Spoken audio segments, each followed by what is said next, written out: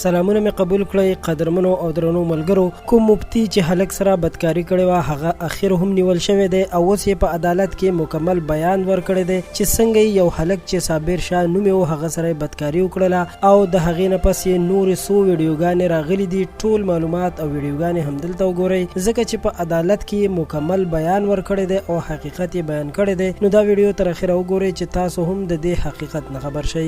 قدرمنو دا هغه مفتی عزیز الرحمن دی چې ډیر خلک ورته نن سبا غوسه دي ځکه چې خپل شاګرد سره په مدرسه کې د ننه بدکاری کړې وه او دا عمل یې ډیرو خلکو بد یاد کړی و ځکه چې په مدرسه کې د الله تعالی د احکامو ذکر کیږي او د الله تعالی دین ښودل کیږي. خو دې بدبخت انسان پکې داسې کارونه کړي دي خو کله چې دا کار د مفتی وکړو د هغې نه پس د په خپل جرم باندې اعتراف نه کولو یعنې خپل جرم یې نه منلو نو بیا پولیس هم په حرکت کې راغلي دي چې تېره ورځ دا ګرفتار شو او بیا عدالت ته هم پیش کړی شو چې پټ مخ راوستلی شوی او په عدالت کې خپل خبرې هم ومنلې چې بالکل ما دغه زیاتی کړی دی او زه مجرم یم. دې نه وړاندې د دې مفتی بچو هم صابر شاه هلک له دمکي ورکړې وه کوم هلک سره چې ناروا زیاتی شوی دی چې بیا پولیسو هغوی هم ونیول او اوس هغوی هم په جیل کې دي. د دې مفتی څو نورې ویډیوګانې هم راغلي دي چې دا پکې همدغه بد عمل کوي. نو ځکه که یوه ویډیو وه خلکو به ویلي وو چې مفتی په خپل حالت کې نه دی او یا ورته رښتیا نشه ورکړل شوې ده خو چې نورې ویډیوګانې هم راغلي نو دا ډېره د شرم خبره ده چې دې انسان کې دا عادتونه